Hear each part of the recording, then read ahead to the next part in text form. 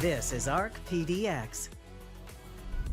Hello everybody and welcome to ARC PDX. ARC PDX is on the road this morning. We are here at beautiful government camp and we are getting an amazing sunrise right now. It's incredible. ARC, as you may already know, stands for Authentic Relevant Community. We've been going on the road to your communities to dig into the stories that are authentic and relevant to all of you. So thank you so much for joining us this morning. I'm Wesley Ogle. Ski season and winter are almost here. So we're here at government camp for a deep dive into Oregon's ski industry and winter road preparations. We are tackling one of the key issues facing the ski industry, the recent and possible future ticket price increases at the resorts tied to recreation liability insurance. Timberline Lodge, Mount Hood Meadows, Mount Hood Skibowl, as well as state lawmakers who are trying to address this issue will all be joining us to talk about this. We'll also be digging into impacts to ODOT's winter weather response with the possible freezing of funds tied to Oregon's transportation bill. So first, let's dive into the issue of recreation liability insurance. At the heart of this is the 2014 Supreme Court ruling in Bagley versus Mount Bachelor, which weakened the enforceability of liability waivers and made it easier for plaintiffs to sue ski resorts for ordinary negligence. Recreation businesses from large ski areas to small outfitters say this ruling exposed them to more lawsuits and made Oregon far riskier for insurers. Earlier this year, Safehold Special Risk pulled out of Oregon, leaving the state with just one specialized insurer. There have been efforts to reform this, including House Bill 3140 and Senate Bill 1196 in this year's legislative session. The proposals would have allowed liability waivers to cover ordinary negligence while still permitting lawsuits for gross and reckless conduct, but they both failed. And while we are focused on snow sports because of the season coming up, the impacts of this are felt really across many different types of recreation, like gyms, bike parks, and water rafting all year long. Meanwhile, the Oregon Trial Lawyers Association argued against that legislation last session, and they won. They weren't able to join us live with very short notice that we gave them this morning, but they did send us documents and some testimony presented to lawmakers. They argue that the House Bill 3140 would be devastating for Oregonians who are injured, writing, quote, "This legislation would create an incentive for companies to not invest in safety features, training for staff, and maintenance of equipment, all of which costs money, because there would be no accountability if their failure to do so caused serious injury or death to a customer." We will be taking a look at some of the testimonies throughout the show this morning, but let's get to those all-important live interviews. I've got John Burton from Timberline Lodge joining me this morning. Always so nice to see you, Wesley. It's so great to see you, John. Yeah. Thank you, and thank you for being here on such a fabulous morning. Yeah, it's so beautiful up here right great. now. Okay, yeah. We'll get to the insurance stuff in a second. Let's start with ski season. Yes. When do we think it's going to start this year? Well, I wish I had a concrete answer for you. We were talking earlier. I was taking a look at the records last night, kind of thinking about what we were going to talk about today. Since about 1976, I was going back. Our average opening is about November 16th. Wow. And so we're right kind of in the pocket. To be Yeah. transparent, those openings are usually sort of a staged opening, a couple lifts here, a preview weekend there, type of thing. So keep your eyes on the forecast, and we're hopeful. How's the snowpack looking right now, like in terms of how much more you need to open? I would say we need 20, 24 inches, and we could we're staffed up. We're trained up, everyone's eager, our guests are excited, and we're ready to go. How is the whole season looking condition-wise? What are you hearing about the patterns and we've stuff? been hearing about La Nina, which always indicates colder and wetter, so that's good for precipitation, so we'll take it. Okay. Yep. All right, let's get to the insurance issue. Sure. In October, you guys were very transparent. You let your customers know that your prices would be increasing after your insurance carrier, Safehold Special Risk, left the state. Explain how them leaving led you guys to have to raise your prices on your customers. Right. So as part of our special use permit, ski areas operate on federal land, and think about the Forest Service being your landlord. We have to indemnify the Forest Service as part of the agreement that we have, which requires all types of insurance, not just liability insurance. Safehold pulls out, therefore we're left without liability insurance. Because of the climate in Oregon, other insurers don't want to have anything to do with it. It's simply just, math. or whatnot. So not only us, but other recreation providers in the state are left scrambling at the last minute, trying to meet that obligation. What was the reaction from your guests when you guys put out the announcement? And did you see, fewer people buy their tickets, or what'd you see? Yeah, so we weren't quite sure, but it's something that we had to do. First we took a look internally at ourselves. Okay, what can we do? We need to absorb as much of this as we can. But ultimately we had to pass on some of those costs, and overwhelmingly, and if you kind of go through the posts and the feeds and, for whatever it's worth, people understood and were, overwhelmingly supportive. And for anybody watching who maybe didn't see that message or isn't aware, how much did you guys have to raise your prices? So it kind of depends, but sort of a weighted average over tickets, it was about 17%. And then the passes, we only implemented that in tier 2 sales, which are in right now. And that's, probably closer to 22, 23%. Yeah. But those effects are yet to be determined. Are people going to come this winter and pay, a little bit, elevated price on a lift ticket?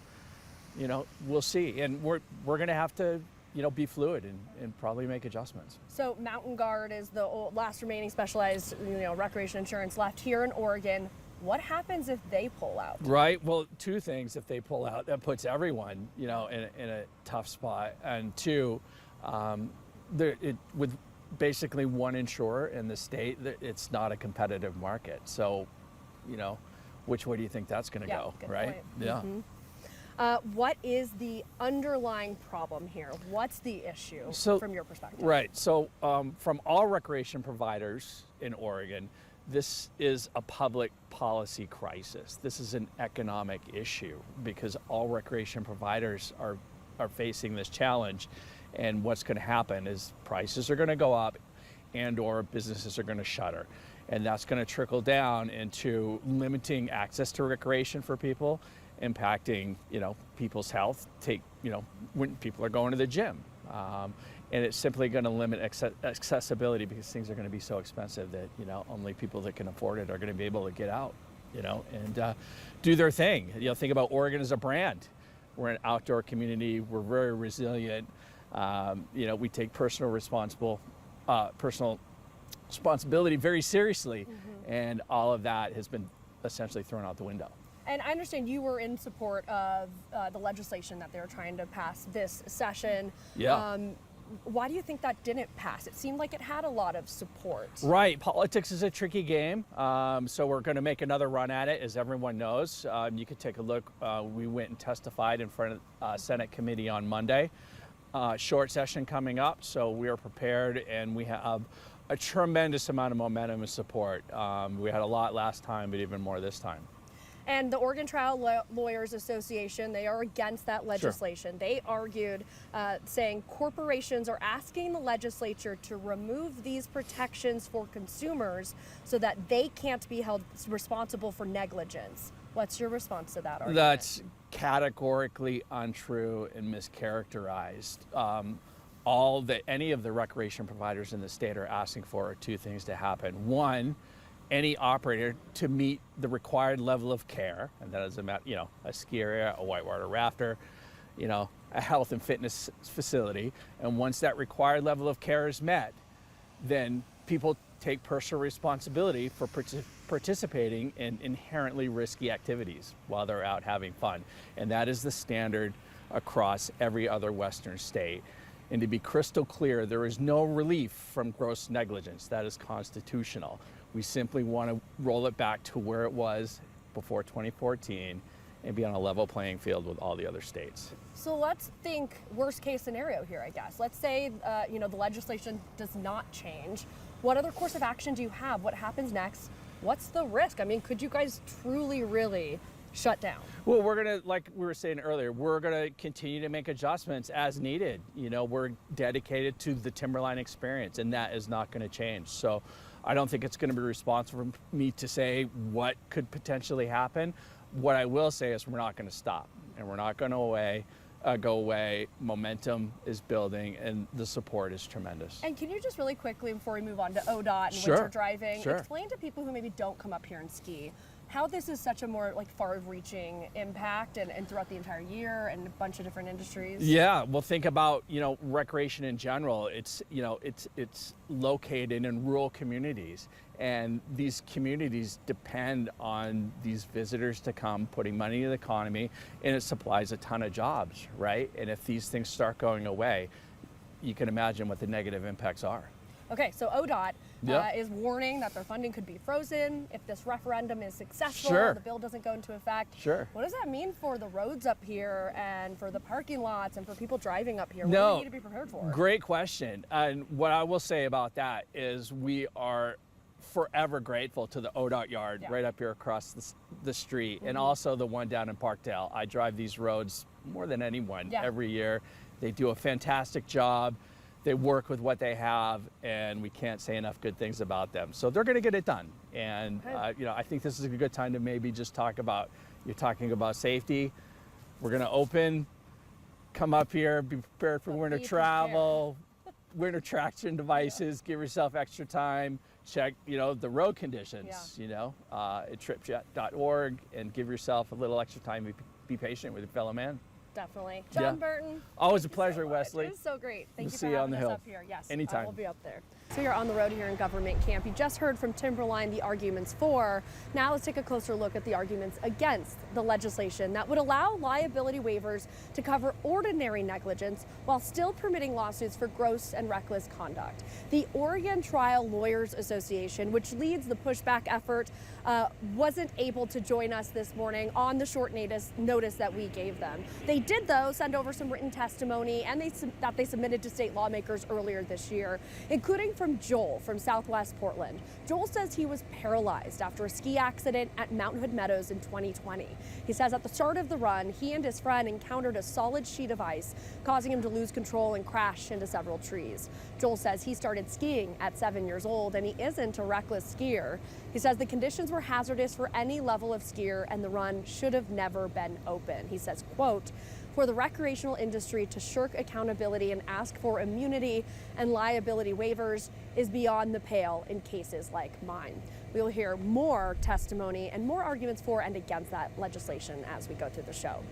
Meanwhile, experts are forecasting a rosy outlook for visitor numbers for the upcoming ski season. Ahead of our show this morning, we talked with Visit Central Oregon. They, of course, work closely with Mount Bachelor, but also with the Mount Hood area. We asked them if that could change with the recent price hikes at Timberline and possible future hikes at other resorts.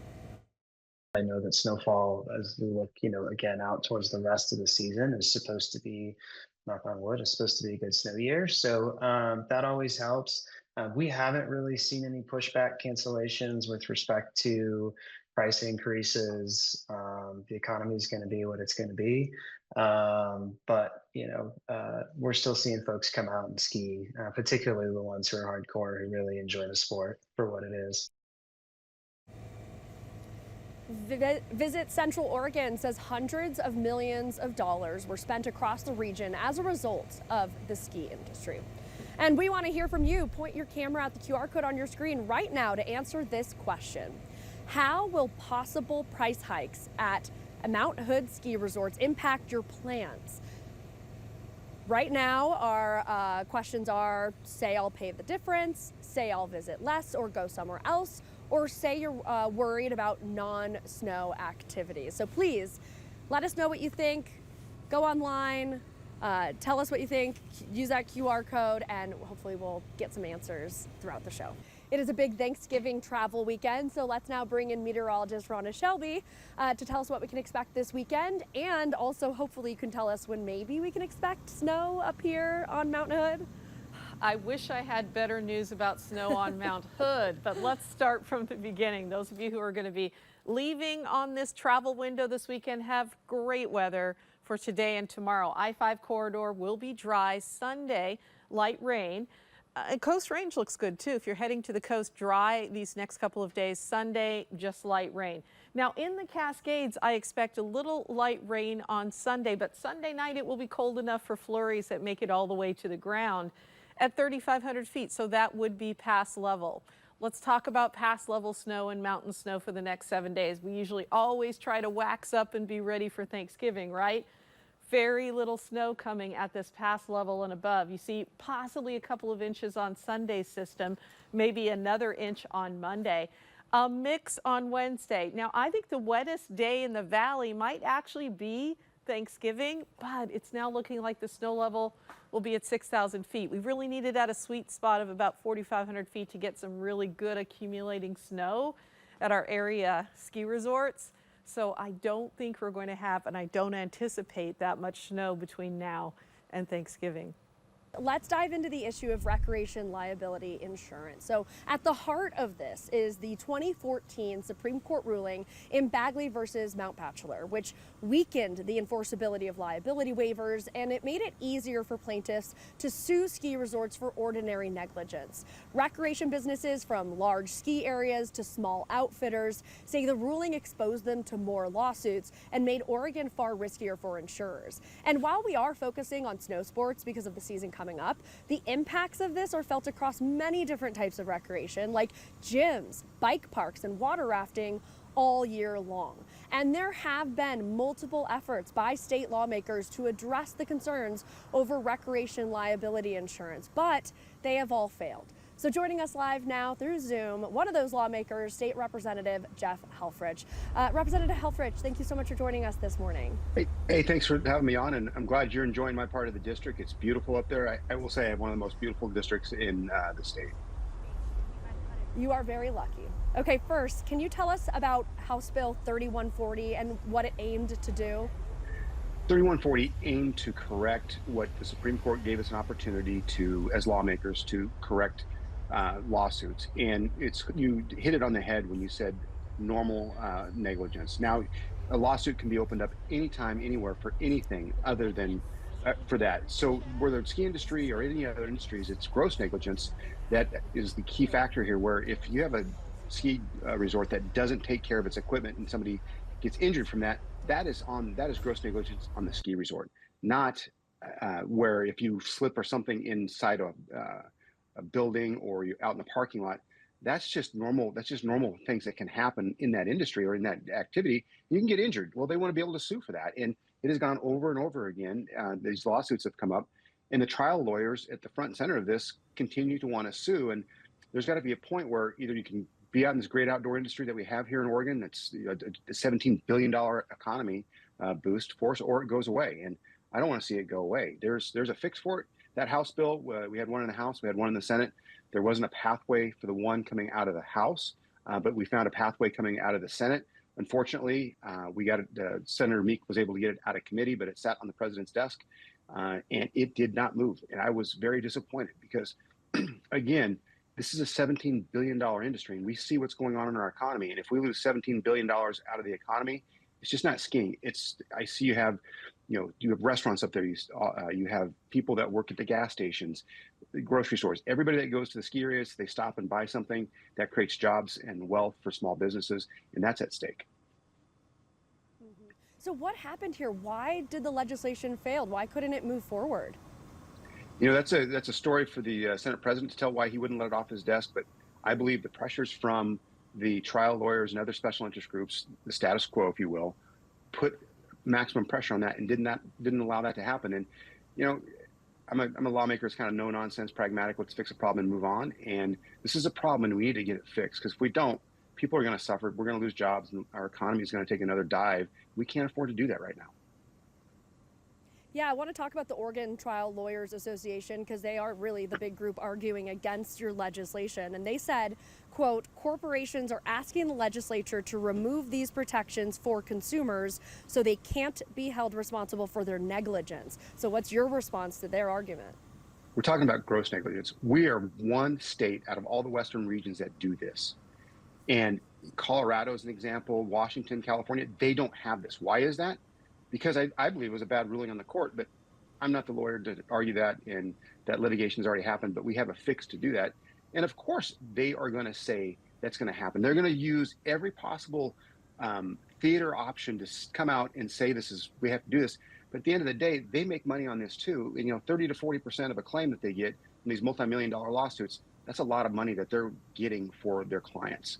And I'm not saying people need to be held accountable. They do if it's gross negligence. But if it's normal negligence on somebody else's part, on the person's part, why is the operator, the business, being held accountable for that when it's somebody else's fault? Because skiing recreation is inherently dangerous. And as long as they've done everything they can to mitigate that signage, make sure people understand the risks and hazards of stuff, how much more personal responsibility do people want to, the trial lawyers want to shed to the business, the corporations? When we are going to go out and use this, we have some personal responsibility in this as users.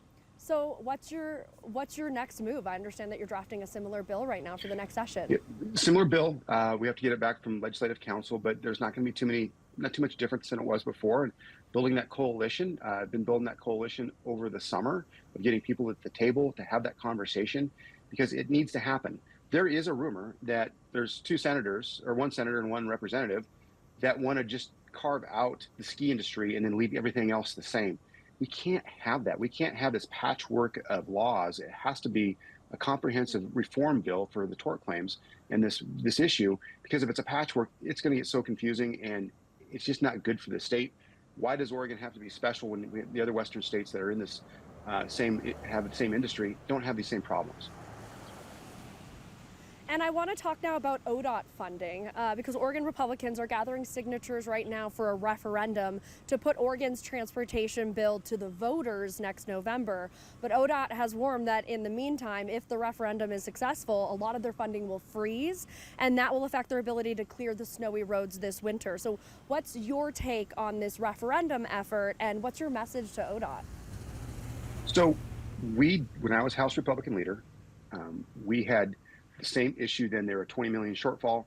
That 20 million shortfall was more about equipment than it was roads and overtime and maintenance of the snowy areas and the streets. There's money there that they're able to do that. We have e-board funding that we're able to do that with. There is fixes to this, and if we're tightening our belts, as we know, we saw the budget forecast. It's not as bad as it was. We're only at $63 million deficit. There are ways to make sure that it's kept funded. It's just not the part of the tax measure vote. It's just not Republicans. There's Democrats that are on board with this. There's libertarians, there's independents, there's non-affiliated voters that are all saying we want to have a voice in this. And so to label it as the Republican response, I think it's more a group of Oregonians that are getting together. It's like, we want to have a say in how this tax is applied. Are we doing the right, is ODOT doing the right measures, and you have the right measures in place to make the reductions and cuts and push it forward? Because right now our economy really can't afford it. And, I understand a lot of your constituents live around the mountain. A lot of them probably come up here during the winter and drive on these roads. Do you have a message for them? If maybe some of these services are pared down in the meantime, what they should maybe be doing, maybe a little bit more careful on the roads or taking some more responsibility themselves? Make sure your car has snow tires or all-weather tires, but you have chains, all those things like that, because you see it. You look on the cameras that are there. People need to learn how to drive on the snow. It's just, you cannot expect an agency to fight Mother Nature when they come in, and when Mother Nature comes in and dumps, a foot, 2 feet, 3 feet of snow. It's a winter event. Ice is everywhere. Let's think about, we cannot continue to keep up. The system's just not built for it. It's not like you're living in the snowy area in like the Midwest or by the Great Lakes where it's all the time. They're using different chemicals on the roadways to keep the ice at bay and keep good traction. So be smart about it. If you don't know how to drive in the snow, there's classes you can take that. Make sure you get winter tires and just drive slower. You can't drive the same speeds. If you hit ice, it's hard to stop. It's really hard to stop. Yeah, it's good advice all the time. State Representative Jeff Helfrich, thank you so much for joining us and for answering those questions. I want to say thanks for bringing this attention to everybody, because it is important. It is a $17 billion industry, and we cannot take another hit in Oregon for losing businesses. Thanks. Appreciate it.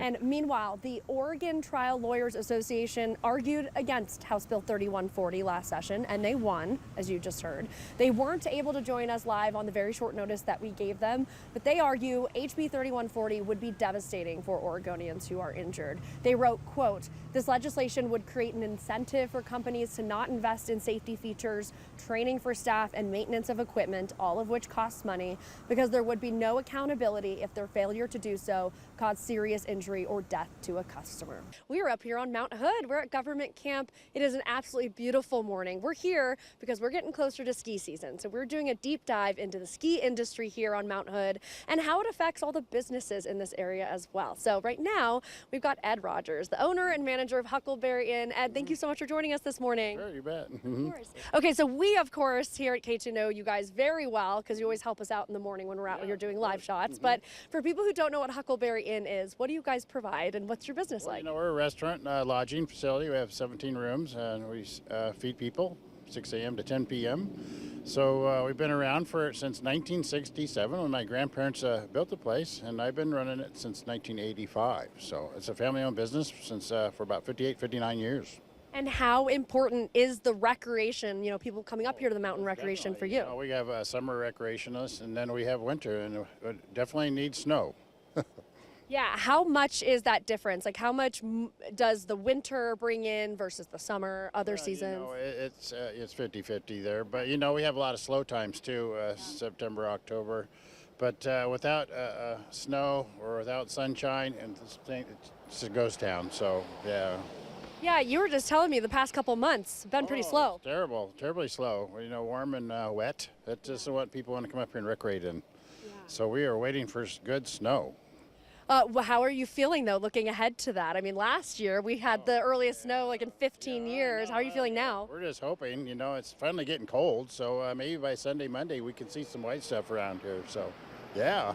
Are you starting to get worried at all? Do you get worried when you see how much snow? Definitely. There was a few years back where we didn't have any snow in December, which we lost our whole Christmas beer business, and it was terrible. How critical is that to your bottom line? That is very critical. So, I mean, you got insurance, you got everything you got to pay for. Oh, it's terrible when you lose, yeah, I mean, your December business, yeah. You know, we've been hearing from a lot of people, times are tough, you know, inflation, people are paying a lot for a lot of things, less money to do fun things like recreation and come up here to the mountain. What kind of trends maybe have you been seeing since we've been started talking about affordability? Well, you know, a lot of people just come up and, you know, and they do their hiking, their cross-country skiing. And, I mean, they go inner tubing, you know, just play in the snow, snowball fights, stuff like that. But, yeah, no, I see a lot of that going on in the ski areas, you know, and they're filled up. So, yeah. What sort of challenges are you dealing with through your business besides, you know, being reliant on the weather and the people coming up here? What other challenges are you seeing right now? Well, I mean, you know, with the insurance business as a whole, you know, your loss, you know, in the summertime, you know, being up here with all these fires going on, the loss is huge. That has increased substantially. So fire loss. Yeah. And then this insurance liability issue that we've been talking about all morning long. What are your thoughts on that? How does that make you feel? No, I think that's terrible. You know, I think state needs to get that rectified so it's easier on our way. I mean, recreation's been going on since the 20s up here, and definitely they need some help on that. As someone who owns a small business here, and you have, it's been in your family forever, if that insurance issue got so bad that the resorts couldn't operate anymore, what does that mean for you? Who knows? That's something you don't really want to go down that path, hopefully. So hopefully you can get corrected. Yeah. And as somebody who drives on these roads all different seasons, especially in winter, we want to talk about the ODOT funding. And if that referendum is successful, ODOT's warning that they're just not going to have as much money and people and equipment to be able to clear the roads as well. How do you feel about that as someone who works up here? Well, definitely. If you can't get up here, I mean, it's kind of it's just terrible. I mean, I got employees that drive up from Sandy. I got all my business comes up from town. So without clean roads, you don't have business. Do you have any advice for any of your customers who would want to come up here during something like that? Make sure your tires are good, chains, four-wheel drive. You don't want to be that one that stops the whole road. So final question for you. If anybody's coming up here to government camp and they're seeing this on the news and like, oh, Huckleberry Inn, that sounds cute. What should they order if they come to your restaurant? What should they ask for? What should they do? Huckleberry pancakes are really good, and milkshakes, Oh my God. world famous. I did see you had a lot of good milkshake flavors in there. Yeah. Hey, Ed Rogers from Huckleberry Inn, thank you so much for coming out here and joining us. Sure thing. Okay. Of course. We are also tracking how to prepare for winter weather. Here are some suggestions from Portland General Electric for you and your family to stay safe when the rain, the snow, and the ice and wind hit hard. Something you might encounter is downed power lines. PGE says to treat any power line as if it's live and dangerous. It doesn't have to be sparking, and stay a minimum of 50 feet away, about the length of a school bus. If a power line falls on your vehicle while you're in it, stay there unless there's a life-threatening situation. In that case, jump out and away from the vehicle, landing on both feet at the same time, and shuffle step away. Never touch the vehicle and the ground at the same time. For more typical winter emergencies, PGE's John Farmer lays out the 3 things that you should absolutely be thinking about right now. First thing is have your emergency plan. What are you going to do if your power goes out, right? Second thing, part of that plan needs to be your outage kit. What do you need to have with you? Food, water, medicine, emergency contact phone rosters, but make sure that emergency kit is specific to your family and your family's needs. And then the third thing is to make sure your information, phone and email, is up to date and accurate with PGE. That way, in the event of an outage, we can reach out to you. We can provide you with the information that you need to make decisions. Some things to have in your emergency kit: flashlights and headlamps, battery-powered or hand-cranked radios and alarm clocks, a car charger for your cell phone, laptop, or tablet, extra blankets, and enough food and water to last you 72 hours. Also, be familiar with safe cooking, heating, and lighting practices. Ski season and winter are almost here, so we're here at Government Camp for a deep dive into Oregon's ski industry and winter road preparations. We are tackling one of the key issues facing the ski industry: the recent and possible future ticket price increases at the resorts tied to recreation insurance. Timberline Lodge, Mount Hood Meadows, and Mount Hood Skibowl, as well as the state lawmakers who are trying to address this issue, are all talking to us about it this morning. We'll also be digging into impacts to ODOT's winter weather response, with the possible freezing of funds tied to Oregon's transportation bill. So first, let's dive into this issue of recreation liability insurance. At the heart of this issue is the 2014 Supreme Court ruling in Bagley versus Mount Bachelor, which weakened the enforceability of liability waivers and made it easier for plaintiffs to sue ski resorts for ordinary negligence. Recreation businesses, from large ski areas to small outfitters, say that the ruling exposed them to more lawsuits and made Oregon far riskier for insurers. Then earlier this year, Safehold Special Risk pulled out of Oregon, leaving the state with just one specialized insurer. There have been reform efforts, including House Bill 3140 and Senate Bill 1196 in this year's legislative session. The proposals would have allowed liability waivers to cover ordinary negligence while still permitting lawsuits for gross and reckless conduct, but they both failed. And while we are focusing on snow sports right now because the season is coming up, the impacts of this are felt across many different types of recreation, like gyms, bike parks, and water rafting all year long. Meanwhile, the Oregon Trial Lawyers Association argued against that legislation last session, and they won. They weren't able to join us live with the very short notice that we gave them this morning, but they did send us documents and testimony presented to lawmakers. They argue HB 3140 would be devastating for Oregonians who are injured. They wrote, quote, "This legislation would create an incentive for companies to not invest in safety features, training for staff, and maintenance of equipment, all of which costs money, because there would be no accountability if their failure to do so caused serious injury or death to a customer." We are going to be taking a look at some of the testimonies throughout the show this morning. But right now, we've got a very special guest joining me live. We've got Greg Pack, Mount Hood Meadows. Thank you so much for joining us this morning. Thanks for having me. Appreciate it. Okay, before we get to the insurance and the road issues, let's talk about the season. Yeah. How are you feeling? When do you think we can start? Oh, we're psyched. I wish we could start this weekend. It doesn't look that good, but we've had enough snow for a while. We were skidding up for a little bit a few weeks ago. It was looking awesome. Mother Nature has its own plan in mind, but we'll get there. It's getting colder. Team's excited. We're ready. We're all trained up. We're staffed up. All the maintenance is done. We're just ready to go. Great. How much more snow do you need to open? A couple feet. Okay. You know, we have snow coming in, it looks like on Monday. We had a little bit yesterday. Made it feel good. It'll layer up, and then we snow harvest out of our parking lot. So we do everything we can to ensure we get a good product going for our guests, but we'll see. It'll come. What about the outlook for the whole season? How are the conditions looking? La Nina, right? Yeah. So everybody gets excited about that. So with La Nina, a little colder, a little wetter, it's proven to be that so far. So we look forward to that. I think it'll be a great season. Okay, let's talk about the insurance. Safehold Special Risk pulled out of Oregon earlier this year. Meadows and Timberline had to find different insurance, we're told. Timberline announced that that's why they had to raise their ticket prices this year. I do notice a bump whenever I buy my season pass at Meadows every year. I noticed that again this year. But did you have to raise prices because of this insurance issue? And if you didn't, will you have to in the future? We have had to keep up with that. Okay. It is, again, that insurance rates have been out of control, both property and liability. Because we don't have options. It's not like your regular insurance where you can go to your broker and they provide you 10 different options of insurance. It's very specialized. So there's only a couple that have programs to manage that, and those costs have gone up by 500%. So as we're faced with those kind of things, we're very fortunate. I work for a company that the ownership doesn't take dividends. You know, they invest everything back into the company. We took this to them. This year they're willing to accept less margin of business. We're absorbing a lot of that cost. But you can't sustain that, right? We hope it's cyclical, you know, that Oregon will come to its senses, we'll get the legislative support we need, they'll pass this legislation and the insurance carriers will come back in, we'll have other options which will lower the costs for everybody in the outdoor recreation business. And if that doesn't happen? Well, then you have to make decisions, right? I mean, those are hard decisions as a company. You can't stay in that kind of business for long unless you make changes. For some, you know, you look at, okay, do you lay off employees? We don't want to do that. We love our team, right? Do you reduce your services? You know, do you just charge outrageous prices?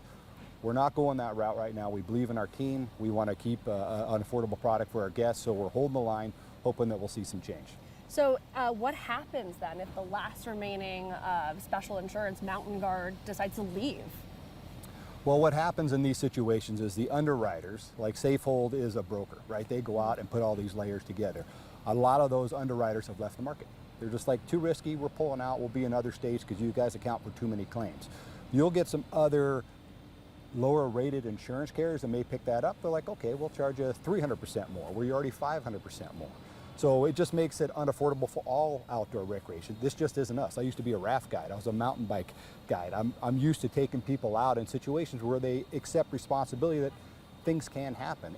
And that's kind of all we're looking for in this situation, is to make sure that people are aware of their inherent risks, and we need to accept those. Yeah. So from your perspective, what is the underlying problem here? What needs to be changed? We need to have a law passed that supports liability waivers. Just like we had liability issues with accessing trails and parks where people sued local governments for slipping or falling on a trail, right? It just doesn't make sense, right? If you're going to go outside, you have to assume some risk. We're only talking about ordinary negligence, nothing out of the ordinary. You know, if we did something horribly wrong and decided not to fix something, or you know, a bike company rented you a bike that they knew was broken, that's gross negligence, right? You did something deliberately and put somebody in danger. That's not what we're asking for. We're asking for, you know, people to accept inherent risk, to have that first layer of support so we don't get some of these outrageous claims that we're seeing.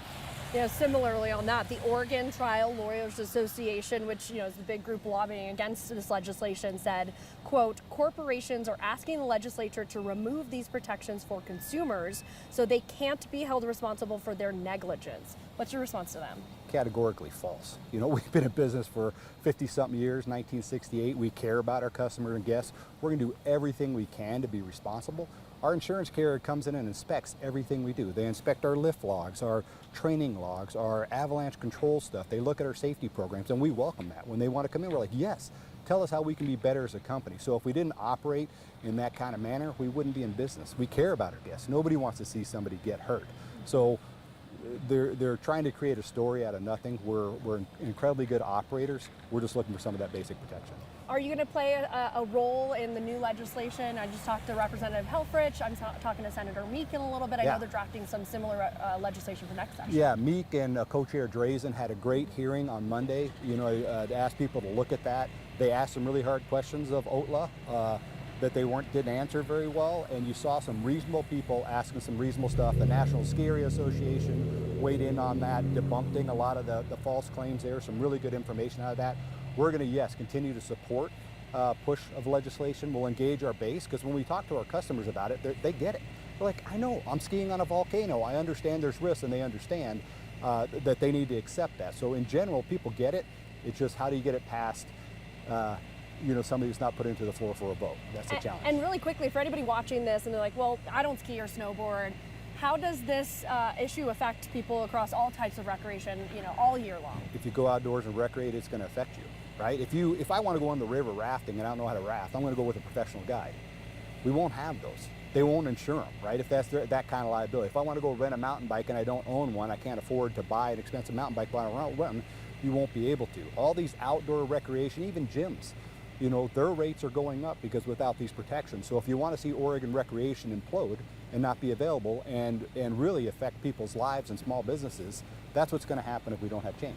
That sounds like it's a big issue for the state. Huge. We've been after it for a while. It's nice that people are finally listening, and I appreciate you bringing this up. Yeah, why do you think so many voices are for this, and you guys have been working on this for a decade? Why has nothing changed? Well, you got to look who controls the House and the Senate and who has the ability to put it to the floor for a vote. If you ask all the other people to support it, they support it. Look at the funding. That's kind of where you follow things. You'll see the answer there. And really quickly, let's talk about roads. We have like a minute left. You know, ODOT does a lot of work up here clearing the roads for you guys all the time. They're warning that if this referendum is successful, they will have a funding freeze. They won't get the money from that transportation bill. Could affect their service up here. Sure. How are you guys responding to that? What are your thoughts on that? Well, that part's scary. They are funded now. We have an incredible relationship, you know, with here in government camp and over in Parkdale. Our team just met with them on Wednesday on service levels, and they're like, hey, we're going to provide the same service they did last year. We work really well and communicate because we have heavy equipment and we're moving snow as well. So we do it in partnership with them. Total faith that they're going to pull it out this year, and I hope our representatives understand how important keeping the roads clear for our guests and everybody driving to work as well. Yeah, and maybe a message to drivers too. Be prepared, be careful. Always, yeah, think about it. Look at the road conditions, snow tires, it's all the same stuff. Change, don't think, oh, I'm a good driver, I can make this happen. That's when we have problems, is when somebody's not prepared and they stall out traffic and then things get a little hectic. Yeah. Greg Pack, Mountain Meadows. Leslie, thank you. Thank you so much. Appreciate it. So excited for ski season. Thank you. Thank you for being here. Of course. Hello everybody, welcome back to ARC PDX. We've taken the show on the road this morning. We're here at Government Camp because we're doing a deep dive into Oregon's ski industry, and a big issue facing the industry right now is with recreation liability insurance. So we have State Senator Mark Meek here. He was a chief sponsor for 2 bills in the Senate, in the House, that were trying to fix the issues here. I want to start, Senator, with something that you were doing on Monday. You actually held a hearing about this. Tell us what happened at that hearing and why you held this. No, thank you very much, Wesley. This issue is very important to settle and resolve this year. Our new Committee, Commerce and General Government, had a meeting on Monday, and we were able to have an informational hearing. We brought in stakeholders, folks from the skiing industry, from our healthcare industry, well, our health fitness industry, guides, fishing, and let them kind of give us a little bit of a narrative of how this legislation is affecting their business and access, more importantly, access to all the wonderful, opportunities that Oregon provides. And we are at risk of losing those opportunities, as from the hearing was told, because it's becoming more expensive and less affordable to provide these and continue to provide these activities. And growing up here in Oregon, it's the Oregon way is to get out and enjoy the beauty that we are surrounded with right now. And so the hearing, we actually had the stakeholders come in, and then we had the opposition come into what we're trying to resolve, which are the trial attorneys. And I understand and respect what they do to help victims, to access, relief and get, receive justice. But at this time, I think some of their narrative is misconstrued and I would say miscalculated as what they're trying to preserve. Oregon currently is out of alignment with the rest of the western United States around us. And I would have to say very progressive blue states like the state of Washington, California, Colorado. Oregon does not recognize these liability waivers that they do, and we do not enforce it. We have a simple solution this coming year with this My Bill, and we drafted it already, and it died earlier this year in the earlier session. But this is the one way in which we can resolve and give relief and allow Oregonians to access great, activities, both fitness and out here in the mountains. So what exactly was in those bills? What did they aim to do? They aimed, basically, very simple. We will recognize and enforce liability waivers. You go to a resort, you come to ski, you go into a health fitness area, you take on inherent risk, and it says, you know, come in and do the right thing, and we will provide you a good venue in order to do that. But there are some inherent risks, and when you sign this liability waiver, you know, it can be enforced. If there's gross negligence, you always have all your, you know, right to, you know, relief and to trial. And so this is just one way we can get back into alignment with the rest of the states. It sounds like there's a lot of support for this, and bipartisan support. I mean, I just talked to Representative Helfrich. He's a Republican, you're a Democrat. Yeah. You guys are working on this together. Why do you think these bills failed? I would say it's being confused in what the real solution is. They're trying to find they're trying to solve a simple solution with complex, you know, ideas. It is very simple. We just need to come into alignment. We're not removing anybody's right to cure, but we just need to recognize liability waivers for what they are, with eyes wide open. Families can access all these great activities, and absent that, there's no real true solution. It's going to be just as expensive to be able to access these or even provide these great benefits. I want to know the chance that you think this could pass this next session. I mean, even years, we've got shorter sessions. It's only 35 days long. Do you think you can actually pass this next session? Great question, and I appreciate that. Yes, I do. We have momentum behind this. The governor is aware of this. There's the folks that are in this building, legislators. I think we're finally beating the drum so hard that you cannot ignore it anymore. And I think that our families that are trying to access these activities can't afford it. And I grew up a poor, you know, Portland young man, and to me, it's egregious when our regular families cannot access great activities like this, including health and fitness. So Oregonians are standing and saying that this needs to be resolved right now, and I think we're gaining momentum, and I think that the powers that be are hearing that this needs to be resolved. Very simple solution. Let's acknowledge and enforce liability waivers. And just to hammer home your point about who this is going to affect and affecting the entire state of Oregon, for people who maybe are watching this and say, I don't go to the mountain, I don't ski or snowboard, or maybe I don't go to the gym. Yeah. How could this affect the people who aren't even, you know, recreating in Oregon? Yeah, well, if you think about it, it's economic. The businesses that support, you know, the coffee shop here, the restaurants here, just the outfitters, it affects everybody, even your local, you know, sportsman's your shop in your town. Actually, your outfitter's not able to go and get the supplies that they need to take their guys out fishing. It affects our economy gravely, and this simple fix, if we don't fix it, it actually has negative repercussions along the whole spectrum of all of our economic development. Our smaller businesses, outfitters, they're going out of business. They can no longer afford it. So it affects everybody in all different ways. Your neighbor, it could be your neighbor. And anytime somebody loses economic opportunity or loses their job or loses their ability to you know, care for their families and feed their families and house their families, it affects every Oregonian. Okay, I want to move on to ODOT funding now. We have about a minute left. Yes, okay. You were ultimately a key vote in passing a pared back version of the transportation bill in September. Now there's an effort to get that referendum, to put it to the voters next November. If that referendum is successful, ODOT has warned that their funding will freeze. It'll be harder for them to clear roads, including, you know, snowy roads up here during the winter. What's your take on the referendum effort, and what's your message maybe to ODOT if they're warning about issues? Yeah. Very good points all. We try to pare back. We're trying to take a responsible approach to fund ODOT and the maintenance and repairs that they need to make, and keeping our roads and mountains plowed over the winter. Very important. I accept and I agree that all Oregonians should have the right to vote in and engage with, you know, tax policy. But I want them to really be careful. We did pare this back. We're trying to do the right thing. We've put in some measures that aren't on this referendum, but we put in some measures for accountability, making sure we have some new leadership in ODOT. So please, you know, be thoughtful about what you're asking for, because if it does go on the ballot, we're going to immediately be frozen with the funds that we need available to do this work. and we're already in a tight pinch for our budget anyway. We're going to have to make some cuts, and we may lose services, and we may lose access to some of these mountains and our resorts or other, keeping people safe and safely getting to hospitals and things during the winter months. So we got to be very careful.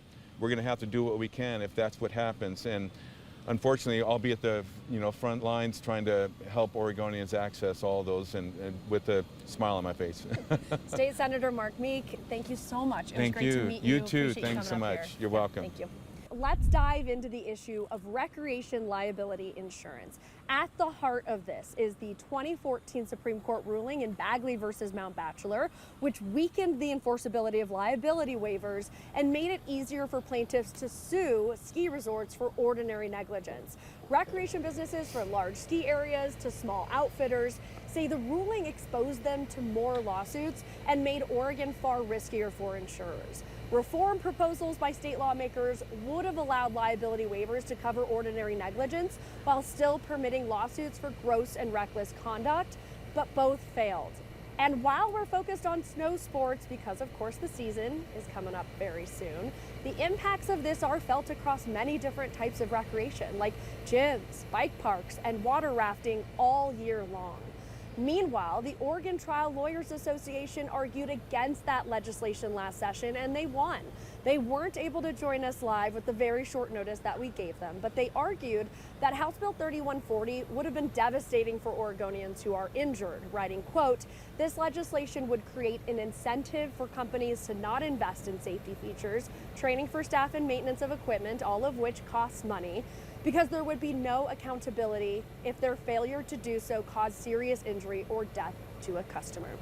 Our live interviews continue now. We've got Mike Quinn, Vice President and General Manager of Mountain Hood Skibowl. Mike, thank you so much for joining us this morning. My pleasure. Good morning, Great Leslie. to have you here. Well, thank you for having us, I guess, in your neighborhood. Well, Okay. glad you're here. Before we get to the insurance issue, let's talk about the ski season. Sure. How you feeling? When do you think you guys can start? You guys are usually opening after Timberline and Meadows. So what are you guys thinking this year? Yeah, our average opening is really early to mid-December, so we're kind of still on pace. A little too much snow real early isn't always a good thing, so this is really good timing for us. We'd love to have it for the Thanksgiving holiday, but we really want to like it for the winter. So how much more do you need to get before you can open? We are just really starting out here, so we're kind of in the beginning stages here. What are you looking at? Like, it's a La Nina year. How are you guys feeling about that for the whole season? We're feeling really excited. I mean, the last 2 years were a little bit of a challenge getting going in early season. And all the indicators are pointing for a real strong, cold, snowy winter. So we're really poised for that. Are there any changes that you guys have had to make just with the changing, of the snow patterns and climate change issues with how you guys are dealing with the snowpack? Yeah, not too much. I mean, we've invested in some technology to get tubing open earlier and a little bit later in the season. But we've really been summer-centric at Skibowl for a long time. So that's been helping, our underlying theme. Definitely helps you guys out. Okay, so let's talk insurance. Can you explain how Skibowl has been maybe directly or indirectly affected by that 2014 Supreme Court case, Bagley versus Mount Bachelor? Yeah, sure. I mean, we've really been impacted directly, actually. Those of you that may know, we've had a tough verdict against a mountain biking claim from 2016, and that was really kind of the start of it. And it's really been kind of falling apart ever since. And we're really trying to get back to where most of the states are with ordinary negligence and liability waivers being recognized in this state. So Timberline and Meadows, they both had safe holds special risk, and they pulled out of Oregon. They let customers know about that. Did you guys have that insurance? What's your insurance situation right now? We were a little ahead of this curve because we had to change insurance carriers a few years ago. So we were on this path for a while now, and it's really catching up to everybody else. Yeah. So what are you guys looking at for insurance going forward? I mean, it's just pricing itself out. It's really growing to unattainable levels. We're spreading risk, we're raising deductibles, lowering values, and really just finding creative ways to stay sustainable. Is that meaning increased prices for customers? Is that increasing in the future? Is that scaling back some of your operations? Yeah, I really think it's all of the above, unfortunately. We do our best to not raise prices to the extent we can, but with rising costs and commodities and insurance and the wildfires that have ravaged through the area, and all of those things have really just risen costs to levels that we just couldn't foresee. So let's say the last remaining specialized insurer, Mountain Guard, pulls out of Oregon. What happens then to Skibowl? Well, we're hopeful we're going to get a handle on this and things are going to get better instead of worse. That being said, we'll just continue to adjust as necessary to make sure that we can stay afloat. What do you think? I mean, all the ski resorts are lobbying for House Bill 3140, for Senate Bill 1196, which both failed last legislative session. Why do you think, with so much support, why do you think these bills have not been able to pass and we haven't gotten this done? You know, I don't know. I honestly think that there's a real big misunderstanding about what the intent behind this really is. I think that the two sides need to do a better job trying to come to the middle. And again, trying to clear up some of the misunderstanding about what this bill will or won't do. Yeah. What are the, if there's no fix, if this legislation doesn't happen, what is the risk then to Skibowl, to government camp, to this industry? Oh, I mean, the risk is just, it's terrible. And the risk really impacts all ways of life. It's a commerce issue between, the trickle down from the communities that we provide jobs to. Recreation choices get diminished, and it just really becomes problematic and felt throughout the entire community. Is there a message you have maybe for your customers, for anybody watching this right now who's really concerned about this? What would you say to them? I would say get involved and understand what's going on here, because the things that we cherish here in Oregon are really at risk of going away. Okay. I want to talk about ODOT funding now, because that's another issue as we're looking to head into ski season. The referendum's going on to get the transportation bill sent to voters, but that wouldn't happen until next November. So ODOT is saying, in the meantime, their funding would be frozen. They'd have to cut back on some things. There'd be changes. What does that mean for you guys up here, where you're getting snowstorms and you really heavily rely on ODOT? For sure. Well, we're really happy that the funding did get approved, and we're hoping that stays in place. Those are the true heroes that really make it and get everybody to and from this area as safely as possible. They work day in, day out, around the clock in the worst conditions possible. So I really hope they get the support they're looking for. If they don't, though, are you guys are you in talks at all about maybe stepping up a little bit on your end to try to, fill in the gaps where ODOT maybe can't, or is that even possible? I don't know if it's really possible for state highway maintenance and stuff like that, but we're working hand in glove with them, and we'll do whatever we can to support them. What would you tell your customers who would be driving up here in the winter and are possibly concerned about it? I mean, really take your time, plan ahead, use the tools that are available to you, check the road conditions, take extra, leave yourself extra time to get here, traction devices changed, be informed. And then before I let you go, just let everybody know, Skibowl is so cool. You guys do so much. You also, like you were saying, you have so much in the summer as well.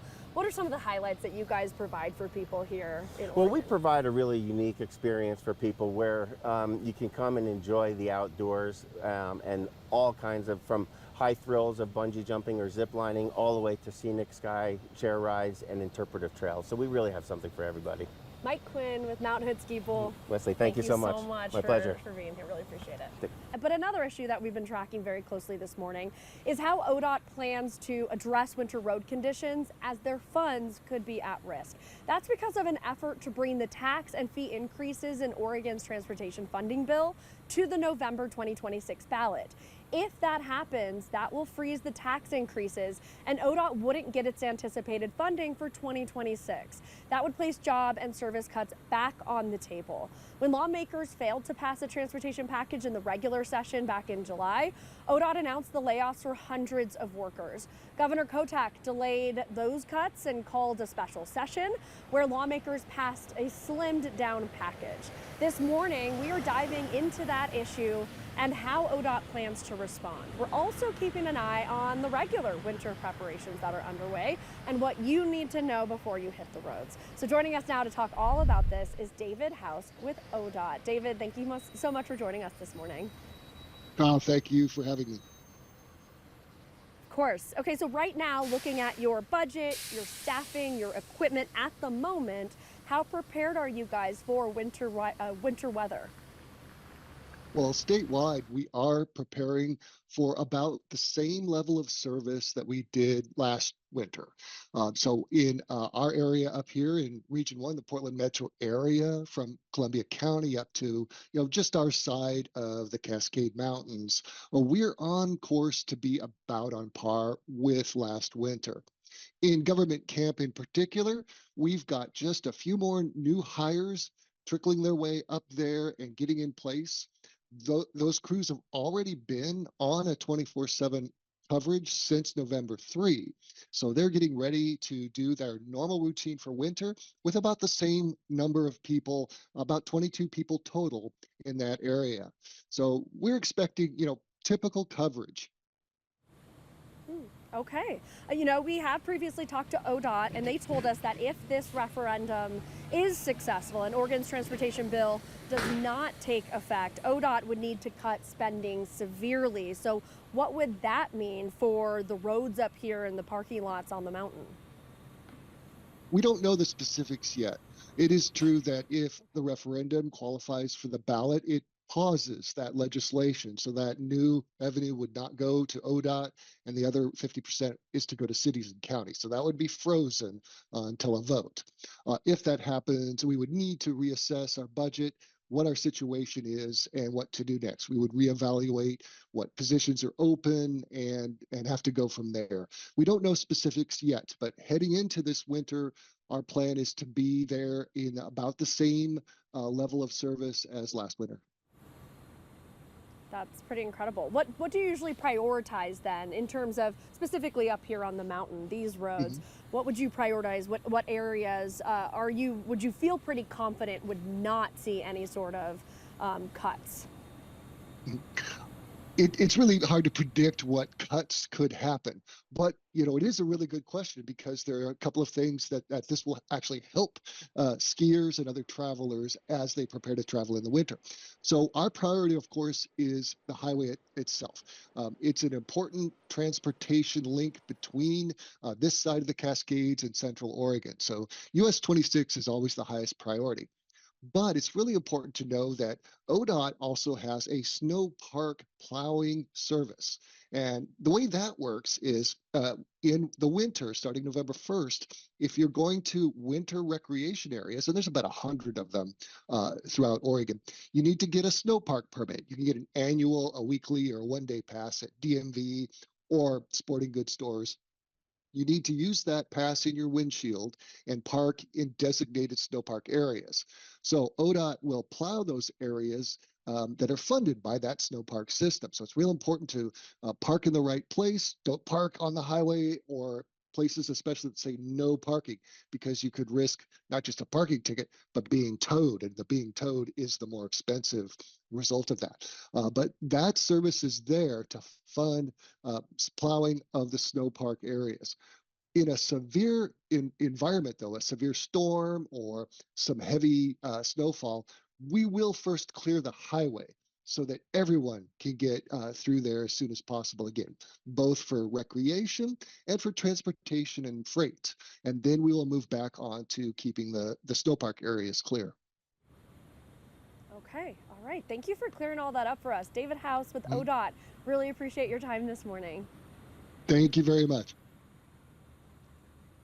And as we head to break this holiday season, you can make a difference for local kids through the Katu Toy Drive. Just look for a Salvation Army angel tree at a Walmart near you. All you have to do is choose a wish list tag, shop for a gift, and drop it off right there. If you don't have time to make it to the store, you can also give online. Visit katu.com/toy drive. Every gift, every dollar, and every act of kindness helps brighten the holidays for kids right here in our community. We'll be right back after the break.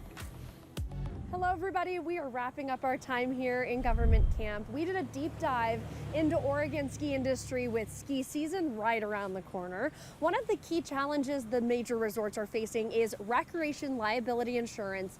And we talked with Timberline, Meadows, and Skibowl about why this is an issue, and with some state lawmakers who are trying to address it. We also dove into the uncertainty over winter road service in Oregon with possible funding issues at ODOT. If you want to see all all of our conversations in full, you can watch that very soon on our Katu YouTube page. We'll have it up there. But before we go, let's take one last look at our poll. You can still answer this by pointing your phone's camera at the QR code on your screen. So we asked you, how will possible price hikes at Mount Hood ski resorts impact your plans? Right now, 15% of you say that you'll just pay the difference. 82% of you, the overwhelming majority, say that you'll visit less or go somewhere else. And just 3% of you say that you're worried about non-snow activities. Because remember, this recreation liability insurance issue is all across the board. It's every type of recreation, all seasons of the year. Thank you all so much for joining us this morning. We go on the road every Friday to dive deeper into the big story of the week. We are actually skipping next week because of the Thanksgiving holiday, but please let us know what we should tackle next. Until then, have a great rest of your week, great rest of your day, and a fantastic weekend. And I'm very sad to leave government camp because it's so pretty up here. But thank you all so much for joining us. Have a great day.